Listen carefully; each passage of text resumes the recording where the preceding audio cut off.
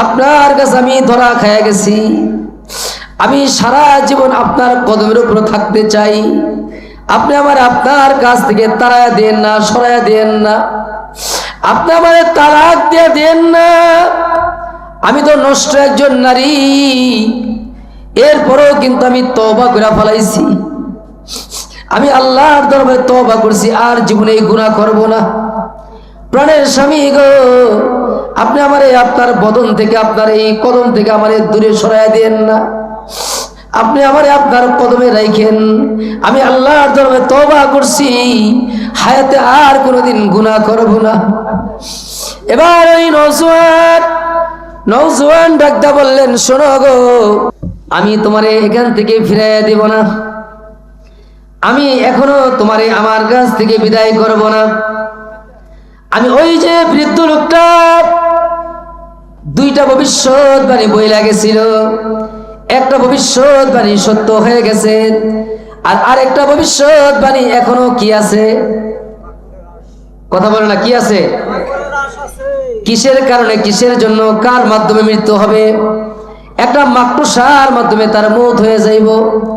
নওজোয়ান যুবকটা একটা বললাম, আল্লাহর বান্দি, প্রাণের স্ত্রী, শোনো, তোমার আমি বিদায় করব না।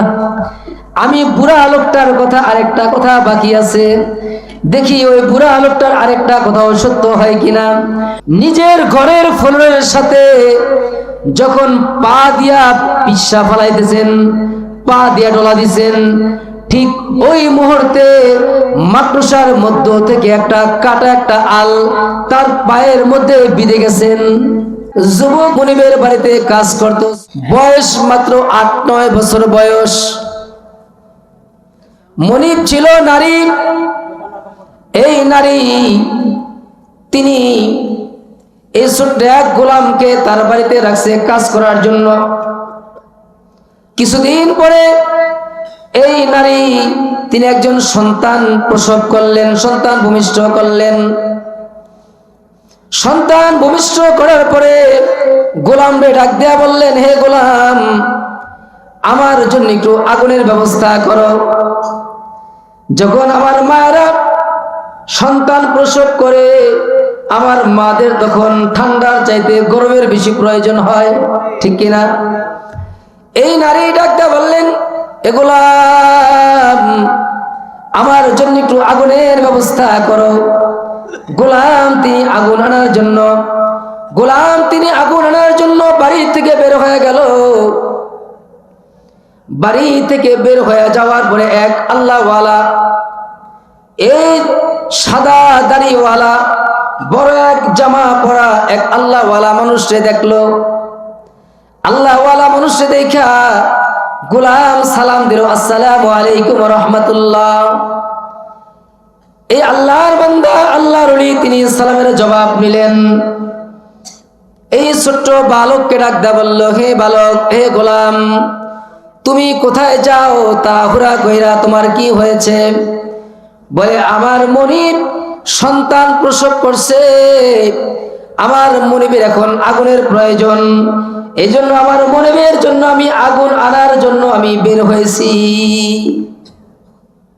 আল্লাহ ডাকদা বললেন, তোমার এই মনিব ছেলে সন্তান প্রসব করছে না মেয়ে সন্তান? বলে, ওই যে দেখো, কান্নার আওয়াজ শোনা যায়, আমার মনিব একজন মেয়ে সন্তান প্রসব করেছে। এবার আল্লাহওয়ালা ওই মুরব্বী ডাকদা বললেন, শোনো, তুমি যার জন্য আগুন আনার জন্য যাইতেছ, যে মেয়েটা সদ্য ভূমিষ্ঠ হয়েছে, তুমি এই নাবালেক মেয়ে সম্পর্কে তুমি কি জানো? বলে, আমি তো এই মেয়ে সম্পর্কে কিছুই জানি না। বলে, শোনো শোনো, যেই মেয়েটা সদ্য ভূমিষ্ঠ হইল, এই মেয়েটা যখন বড় হবে, এই মেয়েটা 100 পুরুষের চরিত্র নষ্ট করবে। জোরে বলি নাউজুবিল্লাহ। কত পুরুষের? 100 পুরুষের ইজ্জত তিনি নষ্ট করবে। বলে, শুধু তাই নয়, বলে 100 পুরুষের ইজ্জত নষ্ট করার পরে এই নারীর মৃত্যু হবে একটা মাকড়সার কাছে। কিসের কাছে? আপনাদের বাড়িতে মাকড়সা আছে না? মাকড়সাকে আপনাকে আমাকে বইলা জাল বানায়? হ্যাঁ, দেখবেন শ্বশুর বাড়ি গেছে বেড়ানোর জন্য, শ্বশুর বাড়ি থেকে 2 দিন পরে বা 3 দিন পরে আসছে বাড়িতে আইসা দেখে মাকড়সা ঘরের ডানে বামে, ঘরের জানালার পাশে, ঘরের দরজার পাশে মাকড়সা জাল বাইতে রাখছে, ঠিক কিনা? আল্লাহ ওয়ালা বলল, শোনো, 100 পুরুষের ইজ্জত নষ্ট করিয়া এই নারী মাকড়সার কাছে তার মৌত হয়ে যাবে। কিসের কাছে? একটা ছোট্ট মাকড়সার কাছে তার মৌত হয়ে যাবে। আচ্ছা, আপনারা বলুন তো, দুনিয়াতে এমন কিছু মানুষ আছে যাদের কথার আমরা দলিল চাই না, তারা বললেই আমরা বিশ্বাস করি যে এই লোকটা অন্তত মিথ্যা কথা বলতে পারে না। এই রকম লোকও আমাদের দেশে আছে না নাই?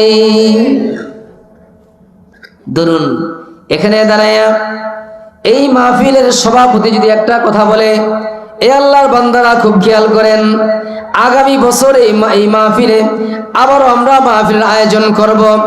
আপনারা যা দান করেছেন আবার আরো বেশি বেশি দান করবেন। আপনারা উপস্থিত যা হয়েছেন তার যাতে বেশি উপস্থিত আপনারা হইবেন। আমার জন্য দোয়া করবেন, আমি যেন এর চাইতে ভালো আয়োজন করতে পারি।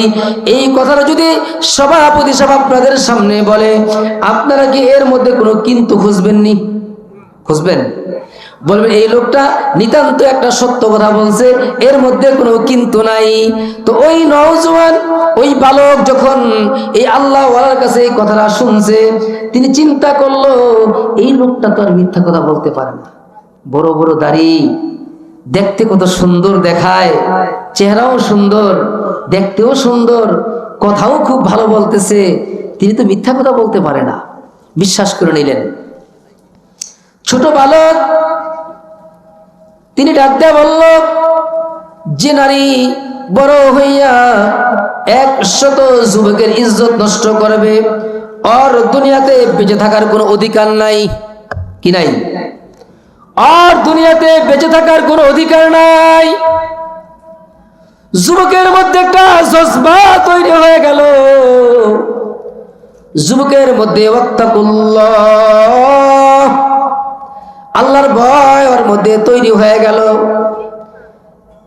আল্লাহর ভয় তো আরো যুবকের মধ্যে চলে আসলো দিলের মধ্যে।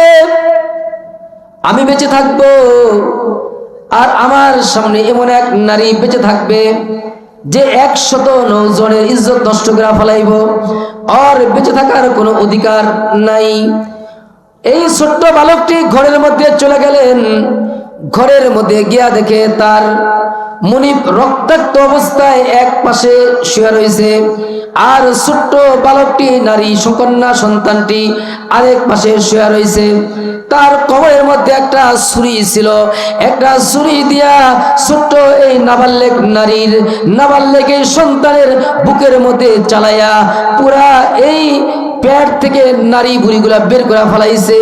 ছোট্ট বালক এই কন্যা সন্তানের মাসুম বাচ্চার নারী বুড়ি দেখা, রক্ত মাখা রক্ত দেখা ভয় পেয়ে গেল। চিন্তা করলো, এখন যদি আমার কেউ জিজ্ঞেস করে, হে বালক তুমি কেন এই নারীকে মারলা, ছোট্ট এই সন্তানকে কেন তুমি মারলা, কি কারণে মারলা, আমি তো কোনো জবাব দিতে পারবো না। যে লোকটা আমারে বলছে এই নারী বড় হইয়া 100 পুরুষের ইজ্জত নষ্ট করবে, দেখি এই আল্লাহওয়ালা ব্যক্তিরা বাহিরে আছে কিনা, তারে খুঁজা নিয়ে আসি।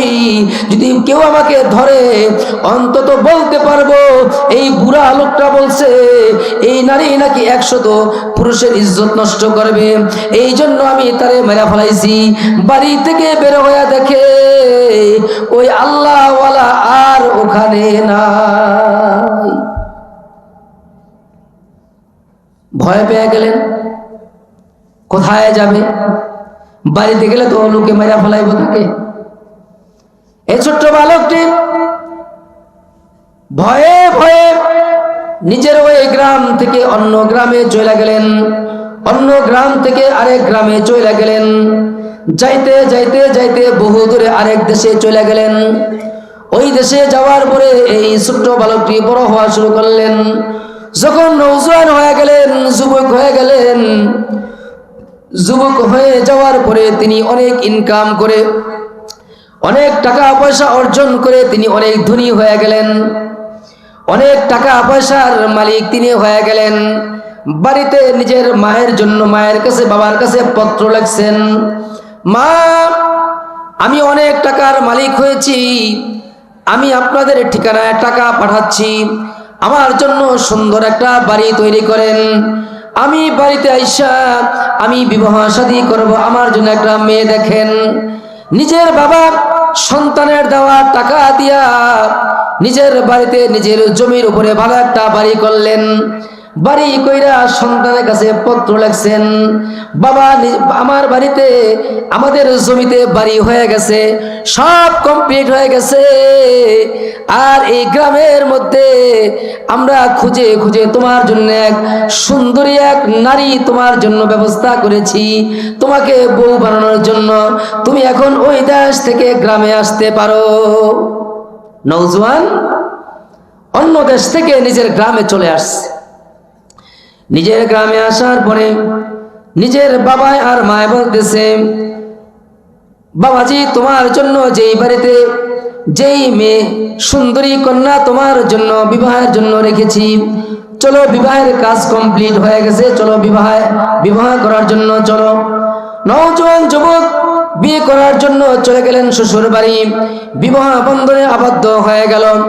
স্বামী স্ত্রীর যখন বাসর সজ্জার রাত, খুব খেয়াল করেন, বাসর সজ্জার রাতে স্বামী তার স্ত্রীর দিকে তাকায়া বললেন, স্ত্রী গো তোমার পেটের মধ্যে একটা বড় দাগ দেখা যায়, বড় একটা দাগ দেখা যায়, এই দাগটা কিসের? ওই যে ছোট্টবেলায় এক কন্যা সন্তানরে তিনি মাইরা ফেলাইছিল মারার নিয়তে, কিন্তু মারতে পারে নাই। যখন এই বালক ওই ছোট্ট মেয়েটাকে মেরেছিল, ছুরি দিয়ে আঘাত করেছিল, ওই যে তার মা পাশে শোয়া ছিল, তার মা উইঠা সুই সুতা দিয়া সন্তানের পেট সিলাই দিছে, আর ওই সন্তান মরে নাই, আল্লাহ তারে বাঁচায় রাখছে, তিনি বাইচে গেছে। অনেক সময় দেখা যায় অনেক বড় বিপদ হয় কিন্তু তারপরও মানুষ মারা যায় না, আবার অনেক সময় ছোট্ট একটা কারণে তার মৌত হয়ে যায়, হয় কি হয় না? স্বামীর একদা বললেন, স্ত্রী গম তোমার পেটের মধ্যে বড় একটা কাটা দাগ দেখা যায়, এই দাগটা কিসের? বলে প্রাণের স্বামী এটা অনেক বড় ঘটনা। বলে কি ঘটনা, আমাকে খুলে বলো। বলে আমাদের বাড়িতে এক ছোট্ট বালক, তিনি আমাদের বাড়িতে গোলাম হিসাবে থাকতো। হঠাৎ করে আমার যখন জন্ম হয়ে গেল, আমার জন্মের পরে আমার মা তাকে আগুন আনার জন্য বলেছিল, হে গোলাম আমার জন্য একটু আগুনের ব্যবস্থা করো। আমার মার জন্য তিনি আগুন আনার জন্য গিয়েছিল, কিন্তু আগুন আনে নাই, বরং এই গোলাম আমার পেটের মধ্যে সুই চালাইয়া আমার পেট থেকে নারী বুড়ি বের করে ফেলেছিল, আমাকে মেরেই ফেলেছিল, কিন্তু আল্লাহ আমারে মারে নাই, আল্লাহ আমারে বাঁচায় রাখছে। আমার মা এই সুই সুতা দিয়া আমার পেট সিলাই দিছে। তখন তো আর অ্যাম্বুলেন্স ছিল না, আর এত হসপিটালও ছিল না, ছিল নি। আমার মা আমাকে সিলাই দিছে, আমি বাইচে গেছি। বলে তাই নাকি? তুমি যদি ওই নারী হয়ে থাকো তাহলে তোমার কাছে আমি জানতে চাই, একজন নওজোয়ান, একজন বয়োবৃদ্ধ লোক, এক আল্লাহওয়ালা লোক তোমার ব্যাপারে দুইটা ভবিষ্যৎবাণী বলেছিল, যেই কারণে আমি তোমাকে ছুরি মেরে আমি তোমার পেট থেকে নারী বুড়ি বের করেছিলাম। বলে কি ভবিষ্যৎবাণী বলেছে? বলে ওই আল্লাহওয়ালা বলেছিল তুমি 100 পুরুষের ইজ্জত তুমি নষ্ট করবা। নারী হতভম্ব হয়ে গেল, চিন্তায় পড়ে গেল নারী, যে আমার আসল রূপ ধরে ফেলেছে। আমি তো আর ভার্জিন ছিলাম না, কুমারী ছিলাম না, আমি আমার এই স্বামীর আগে 100 পুরুষের সাথে আমার অন্যায় হয়ে গেছে, 100 পুরুষের সাথে আমার অন্যায় হয়ে গেছে, 100 পুরুষের ইজ্জত আমি নষ্ট করে ফেলাইছি। আমার স্বামীর কাছে আমি আসছি 101 নম্বরে, ধরা যেহেতু পইরা গেছি। এবার ওই নারী ডাকদা বললেন, আল্লাহ তাআলা বলছেন, ইয়া আইয়ুহাল্লাযীনা আমানু তুবু ইলাল্লাহি তাওবাতান নাসুহা। প্রাণের স্বামী আমার আল্লাহ তো বলছেন যে আল্লাহর দরবারে খাস তওবা করে, জিন্দেগিতে বহু গুনাহ কইরা ওই যে মসজিদে গিয়া সিজদায় পড়ে আমার আল্লাহর একটা ডাক দেয়া বলে, আল্লাহ রে, জীবনে গুনাহ করতে করতে জীবনটা শেষ করে ফেলাইছি। যুবক ভাইরা, আপনাদের পায়ে হাত দিয়া আজকের আলোচনা থেকে একটা কথা বইলা যায়, জীবনে যদি এমন কোনো গুনাহ কারো হয়ে যায়, এমন কোনো অজানা গুনাহ হয়ে যায় যেই গুনার কথাটা দুনিয়ার কেউ জানে না, বাবা জানে না, মা জানে না, নিজের গ্রামের কোনো মানুষ জানে না, গোপনে গুনাহ হয়ে গেছে। আমার আল্লাহ তাআলা আখিরি নবীর উম্মতের জন্য এটা খুশ খবরে রাখছেন, আখিরি নবীর উম্মাহ যদি গোপনে গুনাহ করে আর গোপনে গোপনে আমার আল্লাহর দরবারে চোখ থেকে পানি ফেলে যদি কাঁদতে পারে, আমার আল্লাহ যদি ডাক দিতে পারে, আল্লাহ গোপনে গুনাহ করছি, তোমার দরবারে আল্লাহ চোখ থেকে পানি ফলাইয়া তওবা করতেছি, জিন্দেগিতে আর গুনাহ করব না, জিন্দেগির গোপন গুনাহগুলো তুমি আমারে মাফ করে দাও। আমার আল্লাহ ডাকতে বললেন, উদউনি আস্তাজিব লাকুম। বান্দা, তুই আমারে ডাকলি, আমি তোর ডাকে সাড়া না দিয়া পারি না। বান্দা, আমি ওয়াদা করলাম তোর গোপন গুনাহগুলো আমি আল্লাহ গোপন ভাবে মাফ করে দিলাম। এবার নারী ডাকতে বললেন, প্রাণের স্বামী, যে তো ঘটনা যাই না গেছেন, আমারে ধরা খাওয়া ফেলাইছেন, আপনার কাছে আমি ধরা খাইয়া গেছি, আমি সারা জীবন আপনার কদমের উপর থাকতে চাই, আপনি আমার আপনার কাছ থেকে তাড়াইয়া দেন না, সরাইয়া দেন না, আপনি আমার তালাক দিয়ে দেন না। আমি তো নষ্ট একজন নারী, এরপরেও কিন্তু আমি তওবা করে ফেলাইছি, আমি আল্লাহর দরবারে তওবা করছি, আর জীবনে এই গুনাহ করব না। প্রাণের স্বামী গো, আপনি আমারে আপনার বদন থেকে, আপনার এই কদম থেকে আমারে দূরে সরাইয়া দেন না, আপনি আমারে আপনার কদমে রাখেন, আমি আল্লাহর দরবারে তওবা করছি, হায়াতে আর কোনোদিন গুনাহ করব না। এবার ওই নওজোয়ান ডাকদা বললেন, শোনো গো, আমি তোমারে এখান থেকে ফিরাইয়া দিব না, আমি এখনো তোমারে আমার কাছ থেকে বিদায় করব না। আমি ওই যে বৃদ্ধ লোকটা দুইটা ভবিষ্যৎবাণী বইলা গেছিল, একটা ভবিষ্যৎবাণী সত্য হয়ে গেছে, আর আরেকটা ভবিষ্যৎবাণী এখনো কি আছে? কথা বলে না, কি আছে? কিসের কারণে, কিসের জন্য, কার মাধ্যমে মৃত্যু হবে? একটা মাকড়সার মাধ্যমে তার মৌত হয়ে যাইব। নওজোয়ান যুবকটা একটা বলল, আল্লাহর বান্দি, প্রাণের স্ত্রী, শোনো, তোমার আমি বিদায় করব না, আমি বুড়া লোকটার কথা আরেকটা কথা বাকি আছে, দেখি ওই বুড়া লোকটার আরেকটা কথাও সত্য হয় কিনা। বুড়া লোকটা বলছিল, তোমার একটা ছোট্ট মাকড়সার মাধ্যমে তোমার মৌত হয়ে যাইব। ও প্রাণের স্বামী, আপনার তো টাকা পয়সার অভাব নাই, আল্লাহ আপনার বহু টাকা দিছে, আপনি আমার জন্য এমন একটা বালাখানা তৈরি করেন, এমন একটা ঘর তৈরি করেন, যেই ঘরের মধ্যে একটা পিপিলিকা পর্যন্ত যাইতে পারবো না। আমি আপনাদের কাছে জানতে চাই, এমন পৃথিবীতে এমন কোন জায়গা আসেনি যেখানে মালাকুল মউত যাইতে পারে না? আসেনি? স্ত্রী ডাকতে বললেন, আমার জন্য কাচের একটা বালাখানা তৈরি করেন, যেখানে একটা পিপিলিকা পর্যন্ত ঢুকতে পারবে না। স্বামী ডাকতে বললেন, নওজোয়ান যুবক ডাকতে বললেন, হা হা তোমার জন্য আমি এই বালাখানা তৈরি করব। কারণ ওই যে বুড়া লোকটা যে ভবিষ্যৎবাণী তোমার আমাকে জানায় গেছে, ওই ভবিষ্যৎবাণীটা আমার জানতে হবে সত্য কিনা। তোমার জন্য একটা বালাখানা আমি তৈরি করব। একটা বালাখানা তৈরি করলেন, কাচের বালাখানা, যেখানে একটা পিপিলিকা পর্যন্ত ঢুকতে পারে না, একটা মশা মাছি পর্যন্ত ঢুকতে পারে না। আচ্ছা আপনারা বলুন তো, মালাকুল মউতের জন্য মালাকুল মউত আমাদের কাছে আসবে, কোনো পারমিশন নিয়ে আমাদের কাছে আসবে নি?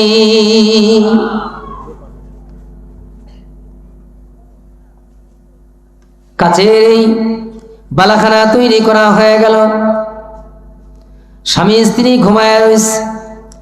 হঠাৎ করে নওজোয়ান যুবক, তার চোখ পড়ল তার বাড়ির ছাদের উপরে। ছাদের উপরে চোখ পড়ল, তাকায় দেখে ছাদের উপরে একটা মাকড়সা ঘোরাঘুরি করতেছে। আল্লাহু আকবার! কি ঘোরাঘুরি করতেছে? একটা মাকড়সা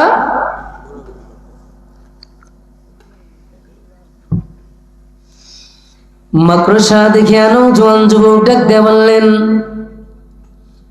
প্রাণের স্ত্রী, তাকায় দেখো উপর দিকে একটা মাকড়সা ঘোরাফেরা করতেছেন।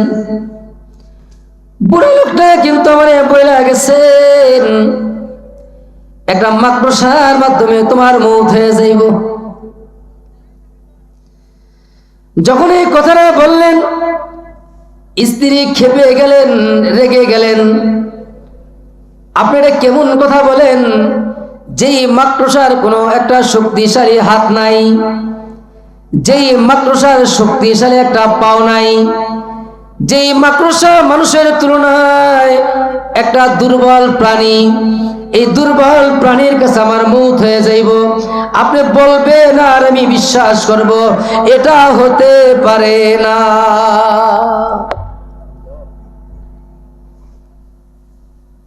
তিনি বিশ্বাস করতেছে না।